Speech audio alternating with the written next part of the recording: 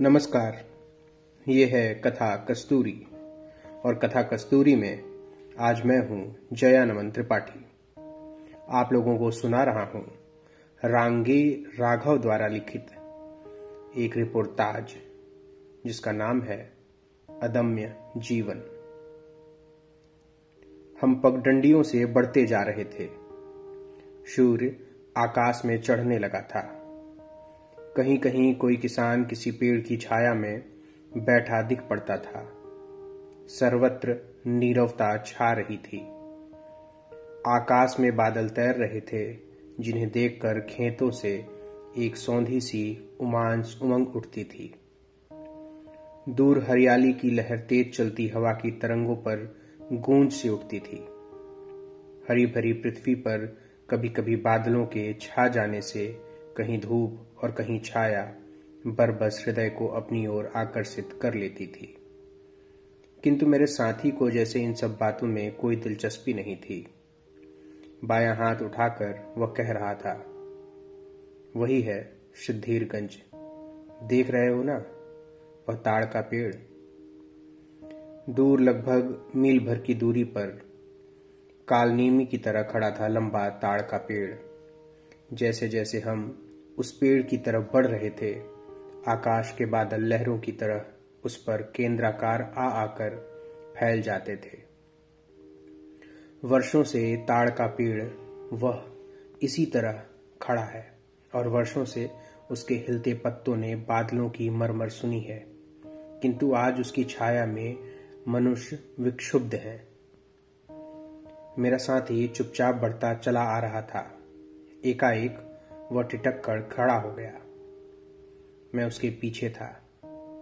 मैंने उसका कंधा पकड़कर कहा, भट्टाचार्य जी, क्या हुआ? कुछ नहीं, गांव आ गया। गांव? पर यहां तो कोई बस्ती शुरू ही नहीं हुई। साथी की आंखों में निराश मुस्कुराहट कांप उठी। नहीं। क्यों कहते हैं आप?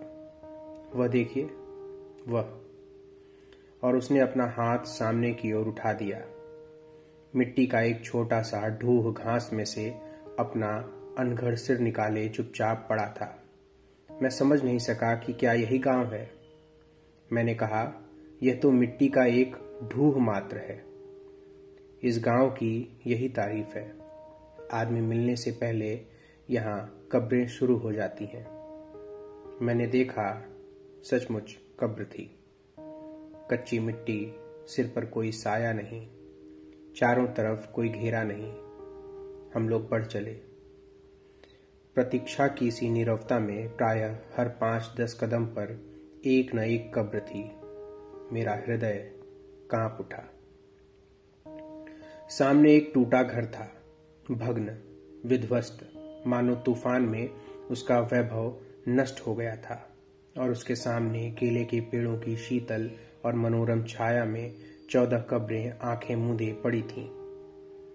एक लड़का जो वहीं बैठा एक आम की गुठली का सब कुछ खा जाने में लगा था, अपने आप चिल्ला उठा, बाबू!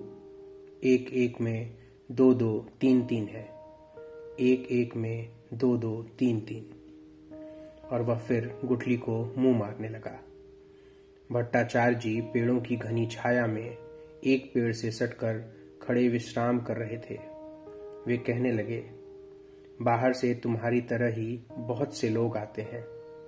हम चाहते हैं कि तुम यहाँ की एक एक कब्र से बात करो और हिंदुस्तान के कोने कोने में जाकर कहो कि जिस ढाके की मलमल एक दिन शहंशाह पहनते थे, आज वहां जुलाहे चूहों की तरह मर रहे हैं।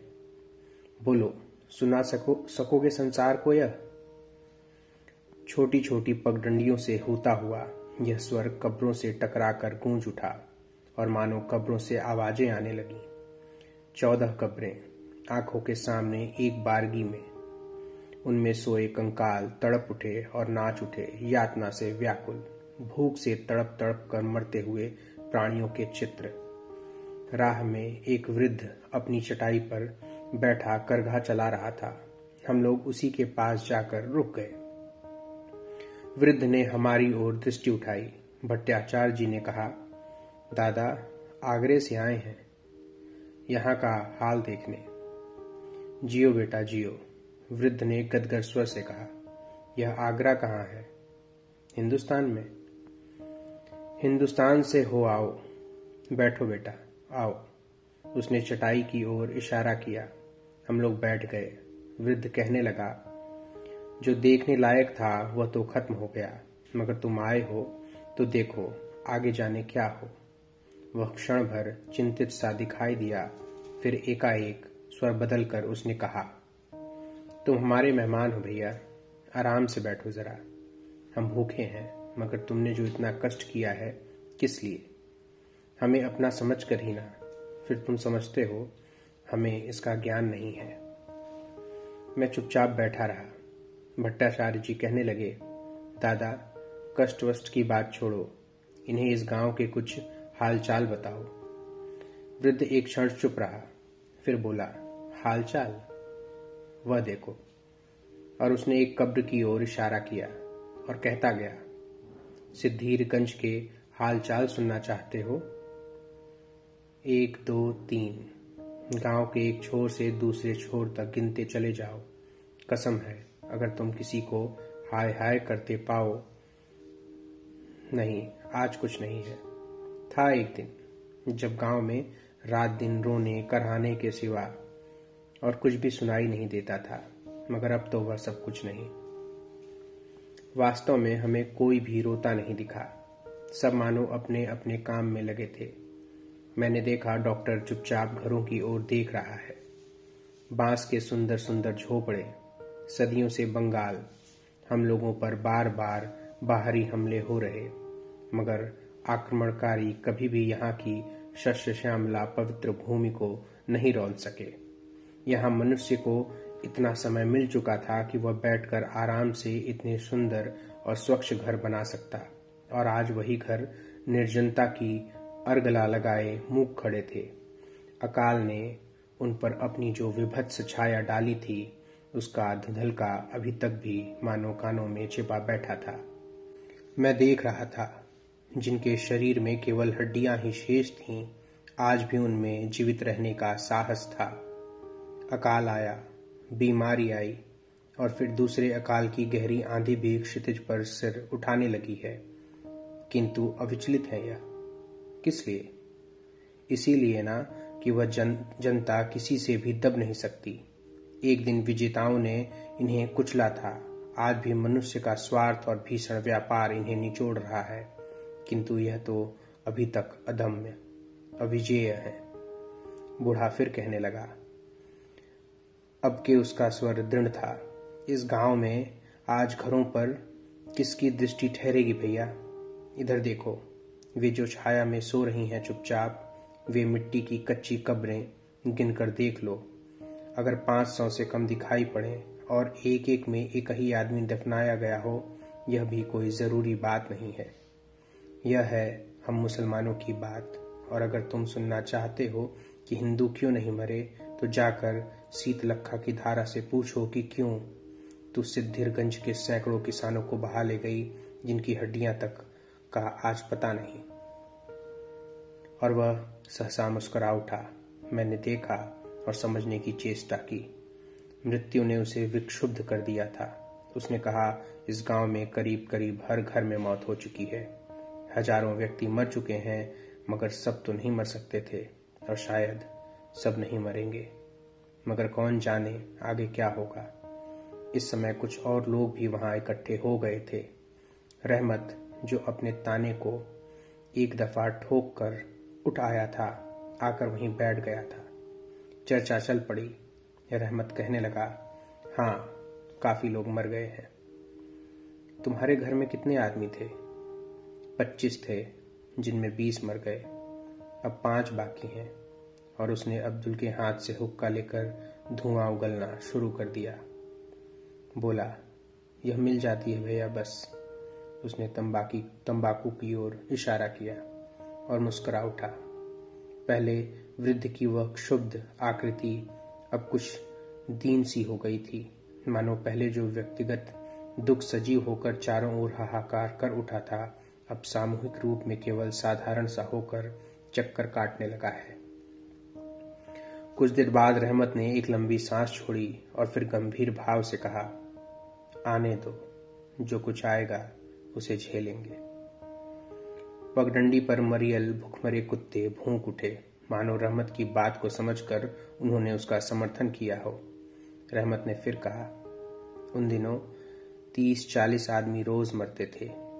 अकाल तो खत्म हो गया, मगर बीमारियों ने जो पकड़ा तो उनसे अभी तक गला नहीं छूटा। डॉक्टर ने पूछा, क्या क्या बीमारियां हैं यहाँ? रहमत बिना सोचे ही रटी हुई सी बात बतला गया, मलेरिया, चेचक और चर्म रोग। मैंने चारों ओर दृष्टि उठाकर देखा। लोगों के गालों की हड्डियां उभर आई थीं, आंखों में सूजी सी ललाई छा रही थी, किसी किसी के गले में सूजन थी। उन्हें लक्ष्य कर डॉक्टर ने मुझसे कहा, करीब करीब सभी या तो मलेरिया के शिकार रह चुके हैं या अब भी मलेरिया ग्रस्त हैं। एक चंचल लड़का कहने लगा, आपको अकाल की बात कुछ नहीं मालूम। यहाँ चावल किसी भी दाम पर नहीं मिलता था। 300-350 आदमी तो इस गांव को छोड़ गए, भूख मरे नहीं तो। और उसकी झंकारती हंसी एक बार की ठिठुरती सी फैल गई। उसके बगल में एक लड़की खड़ी थी, कोई 9-10 बरस की। यह बीच में ही बोल उठी, भूल गया ना कि अभी भी कई भूखमरे हैं जो यहाँ लंगर खाने में खा रहे हैं। सहसा रहमत ने कहा, अब्दुल रहमान, आओ इधर बैठो। अब्दुल रहमान आया ही था कि एक आदमी कह उठा, इसके घर में 16 आदमी थे, जिनमें से यह अकेला बचा है। अब्दुल रहमान ने निराश नैनों से हमारी ओर देख कर कहा, क्या बताऊं बाबू, अफसोस सिर्फ यह है कि अब घर भी नहीं रहा। रहमत के यहाँ पड़ा रहकर इन्हें दुख देता हूं। रहमत हंस पड़ा। वो बोला, क्या बात कहते हो अब्दुल रहमान, तुम तो एक आए हो, मगर और जो 19 की जगह बाकी है। और सब हंस पड़े। इतने में सामने से घूंघट काढ़े एक स्त्री निकली। हठात पूछ बैठा, रहमत, क्या तुम्हारे गांव में स्त्रियों को अपनी इज्जत बेचने पर भी उतारू होना पड़ा था? रहमत के मुंह पर एक काली छाया फैल उठी। उसने पल भर कुछ नहीं कहा, फिर गंभीर स्वर में सोचकर बोला, बाबू, बात तो बुरी है मगर है सच। कुछ थी ऐसी, मगर बुरा कहकर भी कितनी बुरी थी वे, मैं नहीं जानता। कुछ कहते हैं कि जैसे इतने मरे वे भी मर जाती, तो हर्ज ही क्या था। पर मैं सोचता हूं, मर जाना क्या सहज है? कोई क्या अपने आप मर जाना चाहता है? खैर, जाने दीजिए इस बात को, जाने ही दीजिए। अब्दुल रहमान हर बार कह उठता था, क्या करेंगे हम? क्या बताइए ना। उसके स्वर में अथाह निराशा और विवशता गूंज उठती। चावल का भाव अब भी 18 या 19 रुपए में है, कहाँ से खरीदें हम? गांव में अधिकांश सब भी एक वक्त ही खाते हैं, और चावल खरीदने वाले भी सभी तो चावल नहीं खाते, कई तो शकरकंद के सहारे ही जी रहे हैं। इतनी आमदनी नहीं, फिर बताओ। रहमत कहने लगा, कोई कैसे खरीदे? अकाल खत्म हुआ ही कब, जो दूसरा शुरू होगा। हमने कच्ची कब्रों में कई लाशों को बिना कफन के गाड़ दिया। आपको शायद मालूम न हो, हम मुसलमान के यहाँ लाश को कफन में बांधकर गाड़ने का कायदा है, मगर कायदा क्या करे? जब जिंदों के लिए भी कपड़ा नहीं तो मरों की क्या कीमत है बाबू? उसका यह प्रश्न उसका अपना नहीं था। उसने अनजाने नहीं, जानबूझकर ही उंगली उठाई थी। जिधर मनुष्य को नंगा रखकर मनुष्य ने अपने मुनाफों के लिए बेशुमार कपड़ा तालों में बंद कर रखा था, जहां वस्तु मनुष्य के लिए न होकर पैसे के लिए थी। कितना बड़ा व्यंग और विद्रूप था यह कि आज कपड़ा बनाने वाला स्वयं नंगे थे। हम लोग काफी देर तक बैठ चुके थे। एक लड़का कह उठा, चलिए बाबू, गांव देखिए। और हम लोग उठे। वहां एकत्र हुए लोगों में से कुछ ने हमें प्रणाम किया, कुछ ने आशीर्वाद दिया और हम लोग चल दिए। कहीं कहीं कब्रें टूट गई थीं। सामने के 2 घर बिल्कुल टूट गए थे, उनके केवल चबूतरे बाकी थे। सामने एक गाय घास चर रही थी। पेड़ों की छाया में अनेक कब्रें सोई पड़ी थीं। लड़के ने कहा, यह है आदू मियाँ का घर। मर गया बेचारा। उसके घर में 19 आदमी थे। अब कोई भी नहीं बचा। वायु सनसनाती हुई बह गई। आदू मियाँ यहाँ बैठकर हंसता था। आज उसका कोई पता नहीं। लड़के को घर का एक एक प्राणी याद था। अभी कल ही की तो बात थी, मगर निर्विकार खड़ा था। मानवीय भावनाएं कितनी कठोर हो गई थीं। सहसा आगे चलकर वह एक कब्र पर खड़ा होकर कहने लगा, बाबू, यह मेरे बाप की कब्र है। बस मैं इतनी कब्रों में से इसे पहचानता हूँ। वह मुझे बहुत प्यार करता था। सचमुच वह मेरे लिए ही मर गया। लड़का कुछ ठिठुर गया। मैंने देखा डॉक्टर चौंक उठा। वह मुझसे बोला, यह मुसलमान होकर कब्र पर खड़ा है। हमारे यहाँ तो ऐसे नहीं होता। भट्टाचार्य जी मुस्कुरा उठे। उन्होंने लड़के से वही प्रश्न दोहरा दिया। लड़का क्षण भर चुप रहा, फिर हंस पड़ा। यहाँ तो सब ऐसा ही करते हैं। कहीं पैर रखने की भी तो जगह नहीं है। कहाँ तक कोई कब्रों को बचाता हुआ उनका चक्कर देकर चले। इतनी ताकत है कितनों में। हम लोग आगे बढ़े।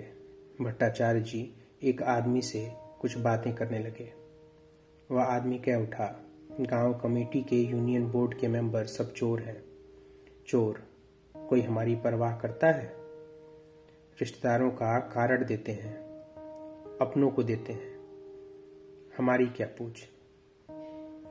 दूसरा आदमी चलते चलते रुक कर कह उठा, हम में एका नहीं है, वरना क्या मजाल कि वह अपनी मनमानी करे। तब तो बंगाल अभी जीवित है। आज भी वह अपना रास्ता खोज निकालना, जानना और चाहता है। भूखे से व्याकुल होकर भी यह भारत का सांस्कृतिक जनक सिर झुकाने को तैयार नहीं है। आज भी वह इन सब आंधी तूफानों को झेलकर फिर से विराट रूप में फूट निकलना चाहता है। सचमुच कोई इनका कुछ नहीं कर सकता। यदि जनता में चेतना है तो इन्हें भूखों मरने वाले नरपिशाच नाजचारों का अंत दूर नहीं है। एकाएक लड़का एक झोपड़े के पास पहुंचकर रुक गया। हमने देखा भीतर कुछ जुलाहे साड़ियां बुन रहे थे। लड़के ने कहा, ढाके की साड़ियां प्रसिद्ध है ना बाबू। अब यही 2-4 घर रह गए हैं और कुछ दिन बाद शायद। वह कहते कहते चुप हो गया। जुलाहे काम छोड़कर हमारी ओर देख रहे थे। सामने ही एक औरत बैठी थी। वह विधवा थी। उसके घर के 10 आदमी मर चुके थे और सामने केवल 3 अनगढ़ कब्रें थीं। अधिकांश घरों की टीनें उखड़ गई थीं और न जाने कितनों ने भूख से लड़ने के लिए अपनी टीनें बेच दी थीं। भट्टाचार्य जी ने उंगली से दिखाते हुए कहा, वह सामने एक भद्रलोक का घर था, उसे भी टीन बेच देनी पड़ी क्योंकि। सहसा वह रुक गए। बात पलट कर उन्होंने कहा, वे जो टीनें दिखाई दे रही हैं उखड़ी उखड़ी। इसकी वजह यह नहीं कि उसके मालिक उन्हें बेचना नहीं चाहते थे, मगर इसलिए कि उनमें इतनी ताकत ही नहीं रही थी कि उठाकर इन्हें बाजार तक ले भी जाते। और यही कारण है कि मैंने देखा घर के चबूतरों के बीचों बीच एक कब्र थी। यह भी एक मनुष्य था जो अपने घर का वक्षस्थल फाड़कर सो रहा था। फोड़ों की तरह वे कब्रें जगह जगह सूजी हुई थीं, दिखाई दे रही थीं। धूप तेज हो चली थी। हम हाट में पहुंच गए थे। मछलियों की बू वातावरण को भेद रही थी। एक बूढ़ा व्याकुल सा भागा जा रहा था। भट्टाचार्य जी ने बताया, उसे उस समय तीव्र ज्वर था जिसके कारण उसका दिमाग ठीक नहीं था। हाट के एक कोने में स्थानीय डॉक्टर की एक डिस्पेंसरी थी, छोटी सी, गमगीन सी। डॉक्टर के दिल में यह मुफ्त दवाखाने खुले जाने की बात जमती नहीं थी। आखिर वह फिर क्या खाएगा। हमारे डॉक्टर ने उससे बातचीत की। उसके पास न कुनैन थी न सिंकोना और गांव में हर घर में मलेरिया का रोगी था। बच्चे की तीली और जिगर बड़े हुए थे। दवाखाने की एक बेंच पर बैठा एक आदमी कह रहा था, हर एक चीज चोर बाजार में है, हर एक चीज पर मुनाफाखोरी हो रही है। कोई करे तो क्या करे। एक औरत जो पास में खड़ी थी कहने लगी, तुम डॉक्टर हो, पहले क्यों नहीं आए, जाने कितनी जानें बच जाती।